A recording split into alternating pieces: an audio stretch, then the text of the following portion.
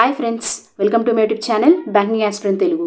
I hope all are you doing good and preparing well for the upcoming exams. So today video is about RRB PO mains scorecard. So ee scorecard anedi interview ki shortlist aina valla scorecard. So na section wise attempts enti, overall attempts enti, నాకు overall ఎన్ని marks వచ్చినాయి అనేది ఈ వీడియోలో చూసేద్దాం. So let's get start. So first of all scorecard scores. So first of all మనం section wise attempts and marks చూసేద్దాం. So నేను అటెంప్ట్ చేసినవన్నీ నాకు వచ్చిన మార్క్స్ ఎన్ని అనేవి చూసేద్దాం. First reasoning. సో రీజనింగ్లో నా అటెంప్ట్స్ 17 ఉండే. సో నేను 17 అటెంప్ట్ చేశాను. సో నాకు వచ్చిన స్కోర్ 11.25. సో ఇది రా స్కోర్. అంటే ఇప్పుడు మనం దీన్ని 11.25ని ఎలా మార్క్స్లో కన్వర్ట్ చేయాలి అంటే ఇప్పుడు 11.25 ఉంది కదా, దీన్ని రీజనింగ్ ఇక్కడ మనకు క్లియర్గా ఇచ్చేసాడు అన్నట్టు 1.25. సో 11.25 ఇంటూ 1.25 చేస్తే మనకు రీజనింగ్లో యాక్చువల్గా నాకు ఎన్ని మార్క్స్ వచ్చినాయో అర్థమవుతుంది.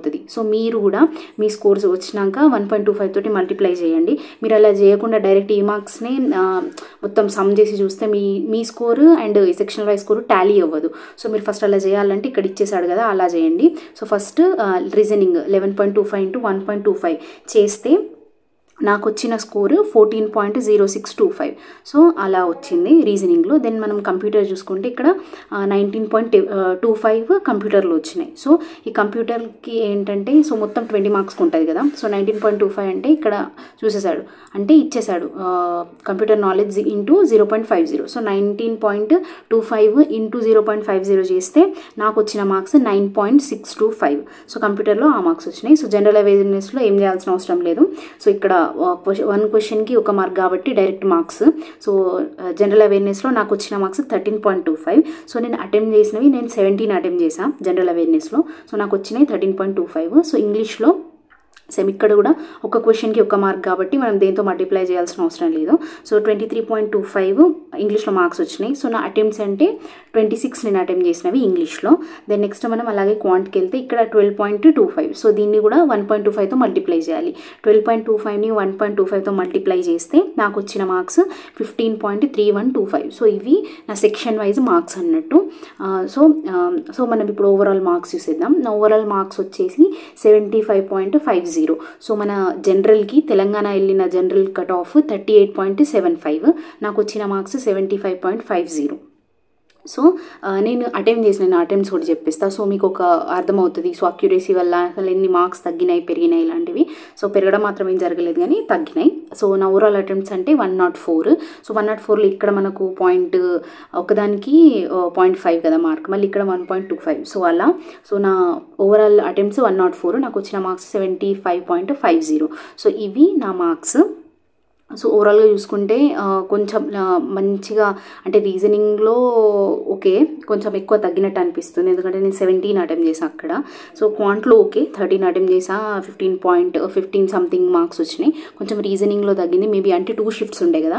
సో నా ఎగ్జామ్ సెకండ్ షిఫ్ట్లో ఉండే, సెకండ్ షిఫ్ట్లో ఉండే మేబీ 2 షిఫ్ట్స్ ఉండడం వల్ల నార్మలైజ్ డెఫినెట్గా జరుగుతుంది కదా, అక్కడ మార్క్స్ తగ్గిపోయినాయి. సో అలా నా మార్క్స్ అనేది మొత్తం అన్నిటికీ కలిపితే 75.50. సో అలా మీకు ఎక్కడైనా సెక్షనల్ అంటే మీకు ఇక్కడ చూడంగానే మార్క్స్ టాలీ అవ్వట్లేదు అని అనుకుంటే సేమ్ ఇక్కడ కింది చదివి మీరు రీజనింగ్ని 1.25, క్వాంట్ని 1.25తో మల్టిప్లై చేయండి. దెన్ కంప్యూటర్ని 0.50 తోటి మల్టిప్లై చేస్తే డెఫినెట్గా మీకు ఇక్కడ స్కోర్ అనేది టాలీ అవుతుంది. సో ఇది 7.50 నా ఓవరాల్ స్కోర్. సో మనకు ఇక్కడ అంటే పిఓలో అంటే PO mains marks and interview marks ఉంటాయి కదా. సో అవి రెండింటిని 80:20 రేషియోలో తీసుకుంటారు కదా. సో ఇప్పుడు మనం మెయిన్స్ని 80%లో తీసుకోవాలి, అంటే మెయిన్స్ మార్క్స్ని 80%లో తీసుకోవాలి. సో అవి ఎలా తీసుకోవాలి అంటే ఒకవేళ కొత్త వాళ్ళు ఉంటే వాళ్ళకి తెలియకపోతే వాళ్ళ కోసం చెప్తున్నా. సో మీరు ఆల్రెడీ మీకు తెలుసు అంటే ఓకే, ఒకవేళ మీకు తెలియకపోతే సో దీన్ని 80% అంటే ఫైనల్ కట్ ఆఫ్లో 80:20 తీస్తారు కాబట్టి మీకు వచ్చిన స్కోర్ని 80%లో ఎలా కన్వర్ట్ చేయాలి అనేది కూడా చూద్దాం. సో ఇక్కడ నేను రఫ్గా రాస్తా. So right okay. సో ఇక్కడ మనకు సపోజ్ ఇప్పుడు మీకు మార్క్స్ వచ్చినవి ఒకవేళ మీకు 70 మార్క్స్ వచ్చాయనుకోండి. సో మీరు ఫస్ట్ 80% కదా. సో మనకు 80%ని 80 రాసుకోండి. దెన్ నెక్స్ట్ మనకు టోటల్ మార్క్స్ పేపర్ ఎంతది 200 కదా. సో 200 ఇంటూ మీకు వచ్చిన మార్క్స్ సపోజ్ ఇప్పుడు 70 వచ్చాయనుకోండి. సో ఇక్కడ మీకు దీన్ని క్యాలిక్యులేట్ చేస్తే మీకు వచ్చిన మార్క్స్ 80% ఆఫ్ మెయిన్స్ మార్క్స్ అని అన్నట్టు. సో ఇక్కడ మా రఫ్గా నేను చేసేస్తున్నా. So cancel 2 4 8. So 7 into 4. So మీకు 28 మార్క్స్ వచ్చాయి అన్నట్టు. సో ఒకవేళ మీకు మెయిన్స్లో 70 మార్క్స్ వస్తే మీ 80% అంటే మీకు ఫైనల్ కట్ ఆఫ్లో మీ మెయిన్స్ని తీసుకునే మార్క్స్ యాక్చువల్గా 28 మార్క్స్ అన్నట్టు. సో మీకు ఒకవేళ 80% క్యాలిక్యులేట్ చేయకపోతే ఇది ఒక ఈజీ మెథడ్. సేపు అది 80% మీకు టోటల్ మార్క్స్ ఎన్ని, మీకు వచ్చిన మార్క్స్ ఇక్కడ రాయాలి. సో మీకు ఎన్ని మార్క్స్ వస్తే అవి మార్క్స్ ఇక్కడ రాయండి. దాని తర్వాత మీరు క్యాలిక్యులేట్ చేసుకుంటే మీ మార్క్స్ వస్తాయి అన్నట్టు.